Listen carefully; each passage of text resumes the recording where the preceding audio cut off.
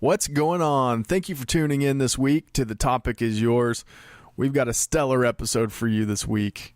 Local TV personality Lucas Ross is here. You know him from Channel 43's Rise and Shine. He's hilarious. He is a banjoist, and he's here to crack some jokes, play some banjo. Be sure you listen in throughout the episode for the download codes for his album that he shares with us, and definitely stick around for the mailbag. It's a good one. We've got some updates for you. Thanks for listening.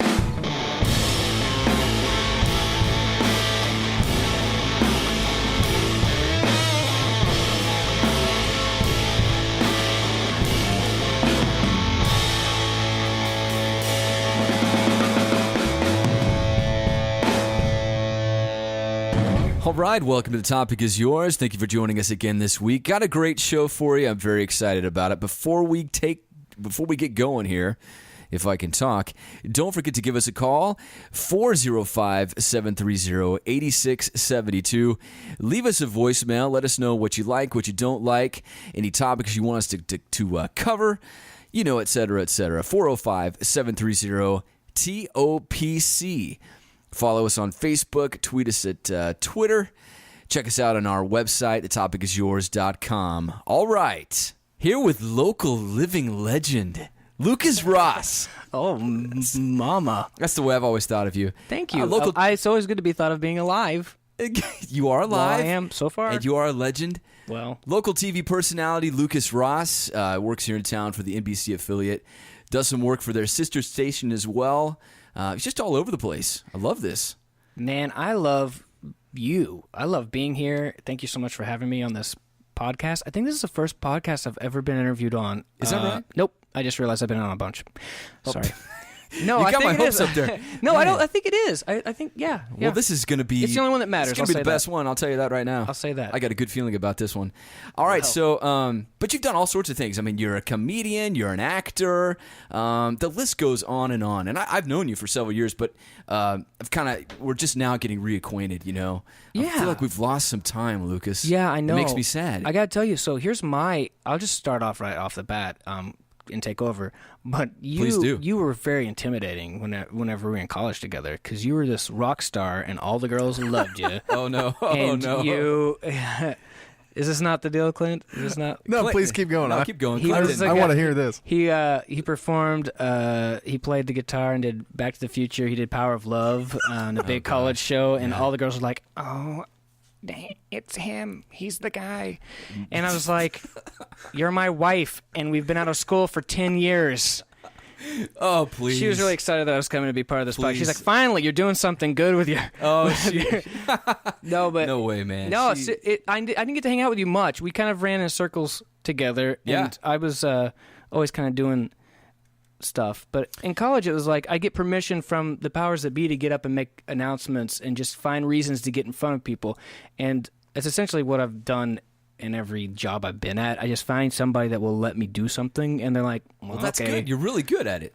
Well, I don't know about that, but I just find a way to fill time for people. And if you stick around long enough, people let you be on TV. They'll give you opportunities. Yeah, something. Like, let's give this kid something to do, because he ain't going anywhere. I think that's it. They just give up. And so that's when they say, don't give up. That's it. You can wear people down. And slowly awesome. people, when I started doing car commercials, people are like, oh my gosh, this guy's awful. I hate him.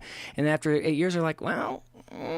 No, it's stuck. No, you're great. Here. You're great. Oh, hey, man, thanks. It's a lot of fun. And I'll do it as long as they'll let me. Absolutely. And, I have a lot of fun doing it. Well, that's really cool. And so you've got a couple projects going on, and I definitely want to talk about both of them. The first one I want to talk about is this new... timeshare plan. I've got a great timeshare plan.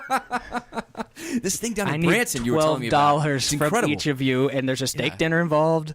And all I'm responsible for is just 30 minutes. Just go to this convention. Is that right? And it's this thing. It's not a pyramid scheme. It's not a pyramid scheme. Sorry. No, but you and your brother. So filming. Yeah. So yes, I have this brother. But you and your brother are working on this film. Yeah. Well, it started off as it's a pilot for a TV show, but we shot so much of it, it plays longer. So it's the long and short of it is, it was going to be an hour and a half long, and we cut it short to 30 minutes. Okay. So that's literally the long and short of it. But it was a TV series we were going to try to pitch. And then my brother started writing, and it turned into a lot longer. So we almost like shot 3 episodes all together. Cool. And then we cut all the best parts out of it and got a good solid 30, 40 minutes we like. And Excellent. We've taken it to a couple places, and it's getting some little awards, and it's really fun. I think that's really cool. I saw the trailer for it the other day, and it has such a Waiting for Guffman, Christopher Guest type feel to it. And I haven't seen it. I've just seen the trailer, but I died laughing. Oh, I mean, man, it just seems great. And so I really want to. I cannot wait to actually see the final product. Me too. No, it's fun. We shot it all in our hometown. So I'm from Minco, Oklahoma, which is a small town south of the Oklahoma City metro, about 30, 40 minutes. And I grew up in this tiny little town of about 1,497 people. Exactly. They wouldn't give us 1,500. 1497. Every time some couple babies got born, a couple people died. So just keep the sign where she's at. But we were just... I was getting cast as I started to do commercials and stuff for a while. Every once in a while, local... we've got a great independent film... group here in Oklahoma, and they see me do these car commercials and these funny things on TV, and every once in a while I'll audition for a movie. And what was starting to happen were these local directors, and you always appreciate getting to act and stuff, but I was like, I want to do the comedy. I like it. I don't mind being typecast, because B. Arthur, Golden Girls, she said it, hey, being typecast is great because it's guaranteed work. There you go. And so I don't mind. I like it. I like, being the funny guy, and it's fine. And I think they assume that, well, every actor wants to be pushed and challenged, and I don't. I'm very lazy. No, but I auditioned for something, and this guy was like, hey, we're going to go against type on this, and we want you to play this drug lord. And we're like, okay. Wow. Well, I don't really have a face tattoo or cuss a lot like in the script. Like, no, we're going to change the whole character up to make it pretty much like Lucas Ross, but if you secretly were dealing drugs or something. And I was like, oh, okay. It was really interesting to play that part, but I'm thinking, people outside of Oklahoma don't know who I am, and a lot of people in Oklahoma still don't know who I am. And so I wasn't frustrated, but I was just like, man, what I'd really like to do is play a bunch of different crazy characters in just a wacky, funny comedy.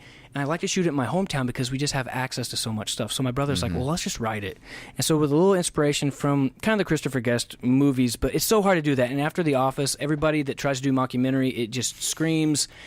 it's tired, kind of. It's been done so it was risky before, right. to do that. So we kind of do 3 styles in our show that has a little bit of that, but we did a kind of a mixture of that, a mixture of like kind of Waiting for Guffman. We love that, but there's a movie called Bernie with Jack Black. I don't know if you saw this, but it's based on a true story in a Texas town. This woman who was killed by possibly this guy, and they interviewed real people. So all those people in that movie were the real residents, and they used real interviews with them throughout the movie, and then they had them play themselves in the movie, and I loved how they did that. And I said, I've got so many great characters in my hometown.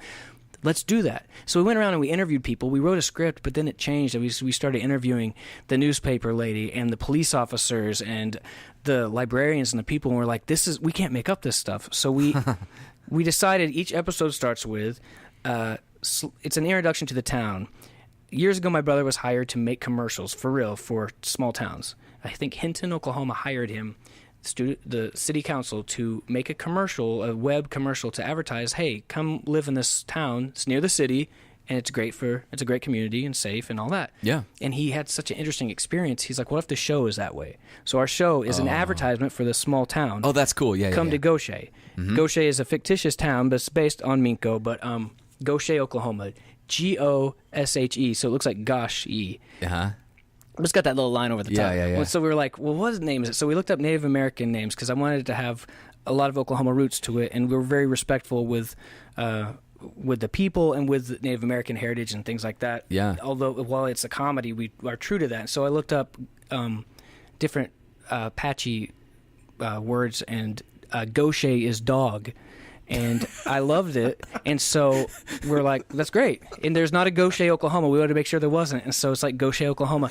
And ironically, the small town, I love it. Their mascot is a bear. Like, they didn't even research in the show because that's how rude they. And so it's like, it's not like mocking.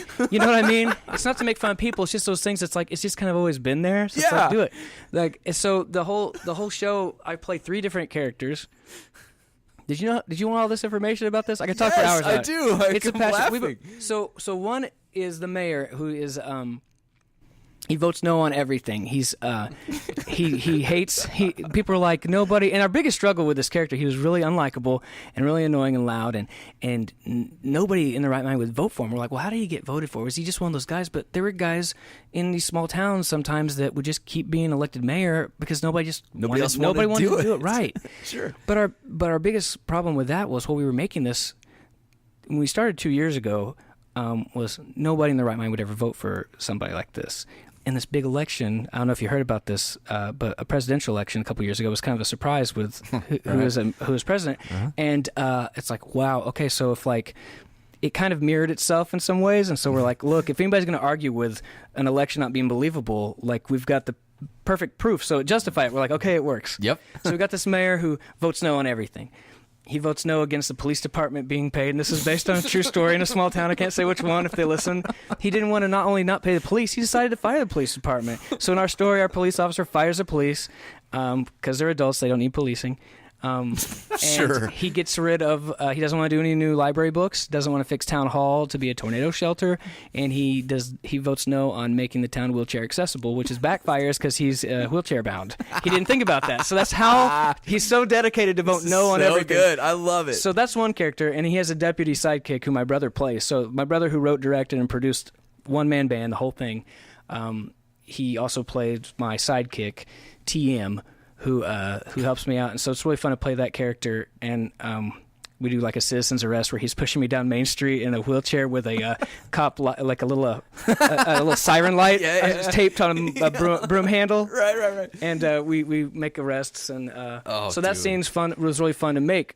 And so that's one character. Another character is a town librarian, busybody, who's a 57 years young librarian, Nadine Chitwood. She wears a windsuit and a neck brace.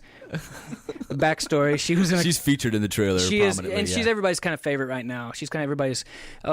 People are saying it's kind of reminds them of Church Lady, the Dana Carvey part, and that was. It kind of felt that was just a coincidence. She's based on like 3 different ladies that I absolutely adore that inspired me. Do you think you were inspired? Yeah. On some level by Church Lady? No. I mean, but I've always been told, even when I was back in college and we were doing like the recruiting stuff for like Lighten Up, the comedy troupe I was in, people would say, you look like Dana Carvey. Oh, yeah. And because I'd wear glasses and stuff. And right. Yeah, you do look like Dana Carvey. There are some things. I didn't mean to do that, but it's a great compliment. And yeah. If he wants to be on the show, he's totally welcome. If you're listening, Dana Carvey. Does he listen? He probably. Great. Yeah. He's been leaving us voicemails. Oh, he's the best. He's a pretty good guy. Hasn't made the cut yet, though. Please continue. Scares me to death to think about them actually seeing us. But so there's that. So she's a troublemaker, but she means well. And she's not only the librarian, she's messing up. She's like censoring books. She's like marking out things that she feels aren't acceptable. Yeah. And like the Scarlet Letter, that's banned. Exactly. There's a great scene where the librarian, the actual librarian, you find out she's more of a volunteer, and you kind of start finding out she's just a busybody, and people in the town just kind of let her do stuff. Yeah. And she's got kind of a sad past, and the reason she wears a neck brace is she was in an accident that took some of her family years ago. I know this is like taking such a turn, and so she wears a neck brace because she can't move on from that. So there's some real heart to it we have. Oh, and so the town kind of embraces her and lets her be this mom to them because they know she needs it. Yeah. So... Okay. Whoa. So we want to give you a little bit of emotion there. I appreciate that. I think that's good. I think because that's what ties it all together. If it's just funny the entire time, but there's no heart to it, well, it's just... and tragedy and comedy kind of run so close together, and not to we're never making fun of tragedy, but it's what sometimes people do with hurt can go one way or another, and we see that with anywhere in our state and in our country. Whenever there's hurt, anger a lot of times is a reaction from it, and so we try to take what are those things that can hurt you and how can we can distract you and try to make you laugh, and not because of the tragedy. And boy, I sound like I really am a forethought on this, but I'm kind of it's starting to explain it to myself as I'm talking through it. No, obviously you've put some thought into it. So, but she's a lot of fun. Yeah. So that's 2 of them, and then I also play an aging weatherman who's been on a local TV station for so long that he needs to be out. But and he's from the small town, so he lives in the big time city. So he's untouchable, right? And so for that, I got to put on this aging makeup, and it took like 6 hours a day to do this. And Nate Bright is a very talented makeup artist from Enid, Oklahoma, who would drive down. It's our biggest expense, totally worth it. our only expense because we just were Yeah. my brother, man. Yeah. Well, my brother paid. He bought a cop car for us, so we really had the cop car for the police nice. officer. But anyway, so I got to age up. But anyway, for the most part, everybody in the small town all were real people from the town playing themselves for the most part. And we interviewed everybody, and we said, we told them what we were doing. We didn't lie, but I said, talk about Minko and what you do here for real, because we want it to be real from the heart. And so the idea is for every episode to start that way, with townspeople talking about it. And some little thing they talk about is a little through line story to that episode. Yeah. But all the episodes, we have 12 written out. Wow. And build up to a big pivotal point where all the characters come in. Yeah. That sounds so cool. So it's exciting. So people can go to facebook.com, welcome to Gaucher. Is that where they go? Yes, I believe so. And it's the show is called Lazy Circles. Yeah. Welcome to Gaucher. And we got Lazy Circles from that line from the Oklahoma song.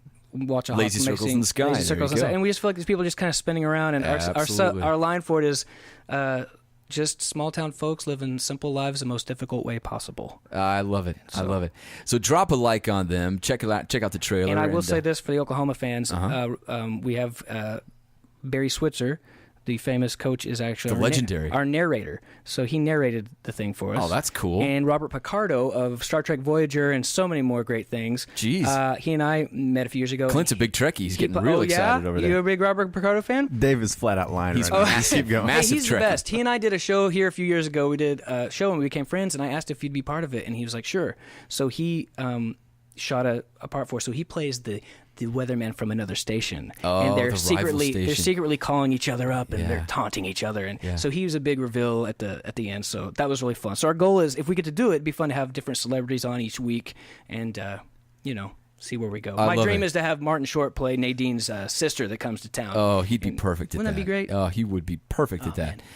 So I know we're running out of time. I do have one other project. So much about it. No, that's cool. I do have one other project I do want to talk to you about, but I don't know, Clint. Are we out of time? Go for it, man. Go for it. Oh, all right. boy. So you're also an accomplished musician, and so you've gotten a couple.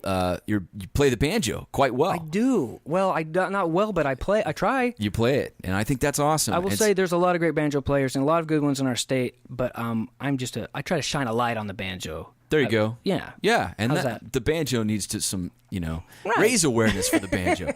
And so, but you've got a couple of albums out. What's the latest album? What can we look for there? I did. It's called Banjo Farm, and it was kind of a kids album. All my stuff's clean and family friendly and stuff. Yeah. But the jokes are more adult oriented in just a sense of like just little puns and things. Just like F-bombs and stuff? No. Oh, okay. We say fun. There you go. A lot. And farm. But it's a song. Banjo Farm is a song about the farm where instruments grow, banjos grow out of the ground, and triangles grow on trees. And there's an accordion aquarium, and it's just crazy. That's cool. So I went around and I toured with the Metro Library System this summer and did 20 shows in 2 weeks, and performed for 20 different. That's libraries. quite a few shows. It was crazy, and but I did this puppet show with all these characters and the Banjo Farm, and so it's a lot of fun. So yeah, that's out, and I got to do my hero Steve Martin. That's why I got into playing the banjo, but I actually cover one of his songs, "Late for School," a kid's song he did on it, and then I got to perform with the Oklahoma Community Orchestra last year, and 3 of those recordings are on there: Dueling Banjos, me versus the orchestra. Wow! And then my original song, "Son of a Beekeeper."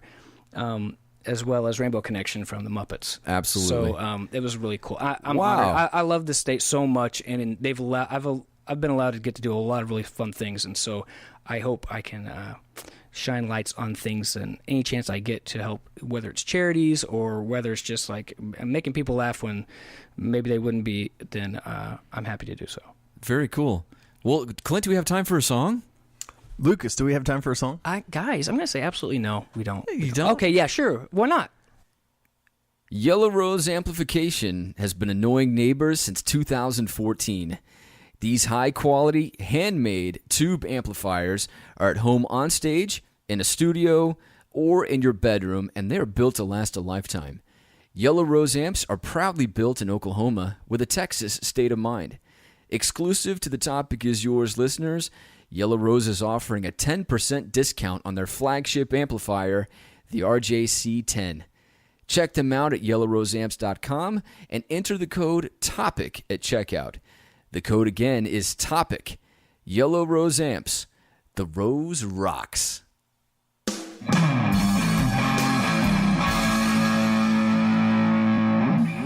Okay, we're back. Lucas Ross is all set up here. We're in for a treat tonight, let me tell you, ladies and gentlemen. All right, so he's got his banjo in hand. Here's what we're going to do. He's going to play an original song. You've written so many. I'm going to make it up as I go. Fantastic. I don't even know if it's going to be good or not. Awesome. It would be the first time I hear it, too. Well, that's kind of how we do things here at The Topic Is Yours. Oh, good. So, remember, give us a call, 405-730-8672. Let us know how awesome Lucas is. Ooh. And, which I know we're going to get a ton of. And if you don't like me, I'm going to give you my mom's phone number so she can talk you into liking me because she's great at it. She's been talking my dad into it for years. Very good. Almost converted him. And then we're going to do an album giveaway. Oh, okay, yeah. Album giveaway. So follow us on Facebook at The Topic Is Yours, or whatever that is. You know how to find us. Share this episode, and then you'll be entered to win a code for the latest release from Lucas Ross. I think that's pretty cool. Well, the grand prize is going to be I come to your front lawn and play it in the middle of the night, but I don't, some people don't like that. Well, they can determine that at the time. Okay. We'll reach out to you and let you know. Cool. All right. So take it away, Lucas. All right. This is a breakup song by a guy who doesn't understand what that means.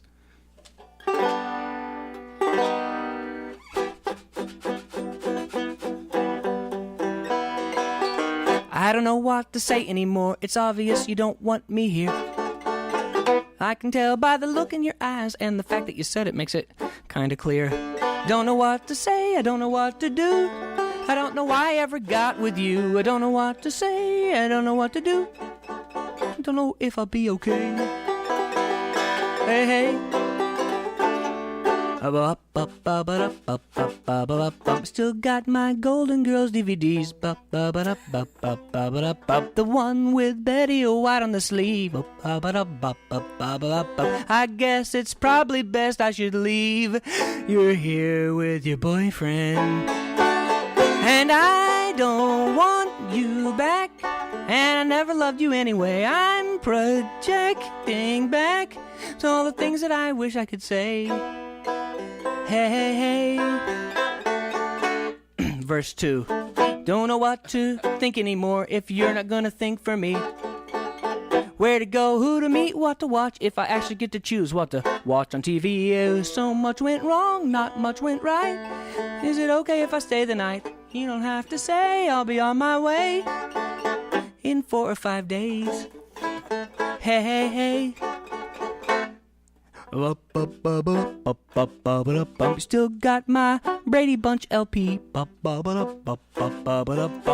and my Mr. Belvedere tee shirt. I guess it's probably best I should leave. You just called the police, and that hurts. And I'm already left. It just takes a while to walk away. It's your fault. You have a ridiculously long driveway. I'll walk slow in case there's something else you maybe might want to say. Hey, hey, hey. A lot of years are wasted on you. A lot of tears are wasted too. A lot of money, a whole lot of money you loan me. A lot of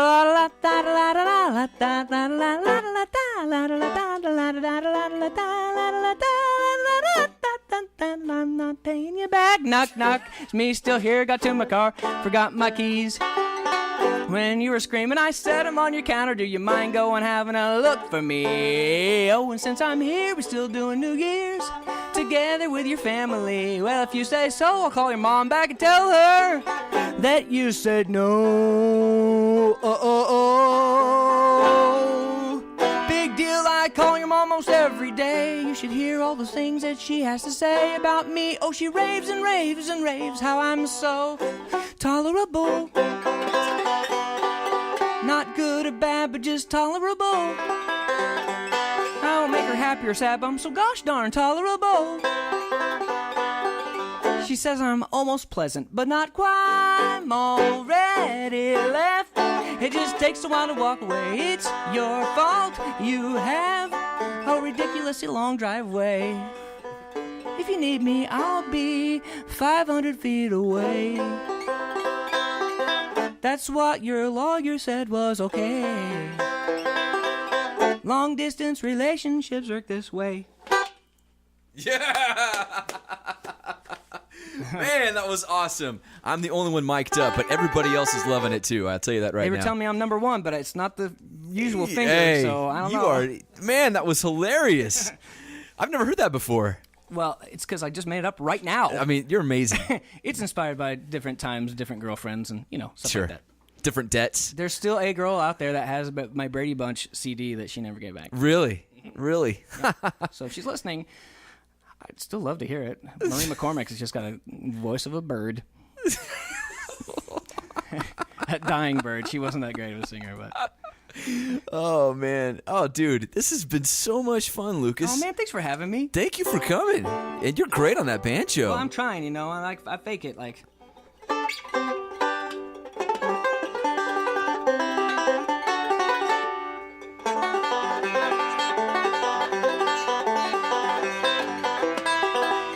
Running with the banjo. I wrote that at a nursing home one time when they were trying to tell me to leave because they were tired of it. That is a true story. Is it really? Yeah, Teal Ridge. Hey, how you doing, Teal Ridge? Whoop, whoop. Well, anyway, you sound great. You sound great. Oh, hey, thanks for having me. You guys, this is awesome. This is the best podcast I've ever been on. Hey, thanks, man. Thanks. Yeah, we appreciate it. So good luck with the movie. Can't wait. Thanks, the TV man. show. I cannot Thanks. wait to see it. Remember, go to the Facebook page, drop a like on that, and watch the trailer. You will not regret it. You'll laugh all day, I assure you. And be sure to buy his albums, share our episode, like us on Facebook. You're going to get a free album out of it. Yeah. How about that? Yeah, and here's the deal. And I don't say this because everybody can say this, but I actually do. My wife and I do charity. And so all the money I get from stuff like that, I'm not just going on TV and saying, oh, I'm buying my stuff too, but all the money, 100% of it goes to feed the children. Oh, that's really cool. That I live had no at my idea. house. And they don't stop eating. I am so gullible. No, I do. My wife We're going to does- edit that out. No, my wife does a charity in Africa, and so money goes to help. I don't believe you Heartbeat, anymore. It's for true, actually. Heartbeat for Hope, and we help the kids that are destitute get an education. Oh, yeah, and, Heartbeat Bro. I knew Yeah. she did that. That's cool. So That's great. We appreciate that. Yeah. Very good. All right. Did I make that awkward? No, not at all. Some of the money goes to my kids. They do eat. A percentage goes to Africa, We just like and those that's kids in Africa all a we lot care better than about, ours. Lucas. All right, Lucas Ross, everybody. Thank you very much. Let's give him a round of applause. That was good. Oh, man. Everybody in the studio here. That was more oval shaped, but I'll take it. Yeah. All right. Stick around. We'll be right back with a mailbag. Lucas is going to take us out with a little banjo riff. Hit us up.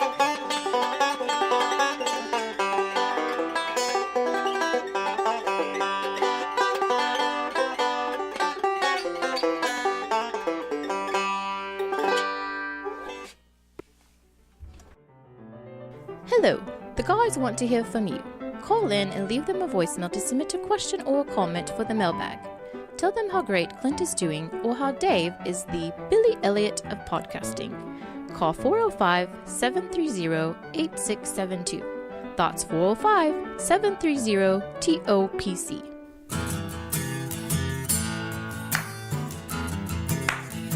We're gonna open the mailbag. We're gonna check some mail. Mail time. All right, welcome back. Thanks for sticking around. Time to open up the mailbag. Isn't that right, Clint? Oh, yes. It's mail time, buddy. Mail time every Mail week. time. That never gets old to me, by It the way. doesn't to me either. All right, so if you remember last week, the two weeks, we've had several voicemails according to Clint, but he has selected strategically each week a voicemail from a hater of mine named Clarence. Clarence out of Orlando, Florida. The first voicemail was humorous. The second voicemail was laugh out loud funny. Like I was walking out of the studio with tears, and if you remember, I gave Clint a directive. I said, Clint, I need to know more about Clarence. I want to know everything about this man. I know why he hates me, what he does, everything else. So Clint tells me he actually reached out to Clarence, and this is Clarence reply back to you. Is that talk to me? I mean, I haven't. So that's accurate. And I'm not really sure that we've learned a lot about Clarence, but what I've got here What I've got here is the voicemail left back on the machine. Okay, I can't wait. So, I don't know. My man Clarence. I love this guy. All right, let me get it cranked here, and I'll play you what we've got. This is... So, by the way, as always, Dave has not heard this. Dave has no idea. No, what's I coming, really so don't. Here we go. Hello, Clint. This is Clarence from Orlando, Florida, returning your call. I'm so sorry I missed you earlier. I was doing my meditations, and I don't like to be disturbed, so I'm so sorry I didn't answer. As far as fixing the show, in regards to David, I don't think it's something that's fixable. As far as being a correspondent on your show, my initial reaction is no. I don't think I want to have a conversation with David. But if I'm forced to listen to another lighthearted news segment about news stories and talking about David's favorite romantic comedy, The Silence of the Lambs again, I don't believe that I can take it. So, yes, I will do a correspondent segment with David if I must, if it will just take the topic away from him for a small amount of time as a service to your listeners and anybody else who appreciates your show. Unfortunately, some of the topics you've already covered are places that I could have offered some expertise. Disney princesses, depression. But I also have a multitude of other things that I know a lot about. And I'm looking forward to talking with you, discussing things that I can be helpful about, and trying to hold a conversation with that dope David for more than a few minutes. So I'm flattered. Thank you so much, and I look forward to working with you, and I will tolerate working with David. I hope you have a wonderful afternoon, and I can't wait to talk to you soon. Bye. Wait a minute. I think we've got some breaking news. Is Clarence Disney lover? Man, I wish I knew. No, wait a minute. No, this makes sense to me. They're both. He's in Orlando. Disney lover. Well, we know that's Orlando. He threw so much hate at me after the Disney episode. This has got to be the same guy. And he just said he's an expert on Disney princesses and depression. They go hand in hand. This guy. Here's the deal, man. I'm just gonna turn this one loose and let happen whatever happens here. But I don't think I really want to know. I'll let you ask him, because it sounds like he just signed up to be a correspondent of some sort. We're gonna dig. Get to the bottom of this. Oh, well, that's a great. Thank you, Clint, for reaching out to Clarence. Well, thank you for being the punching bag, I guess I should say. I got thick skin. I really do. I think this is hilarious. I just love we got so much passion out of this guy. Well, that does it for us today. Clint, good episode. Appreciate all your help on that. We still got Lucas here, and he's going to go ahead and take us out. Don't forget to share this episode on Facebook for a chance to win a copy of his brand new album. We'll see you next week. Until then, this is Dave and Clint. Talk to you later.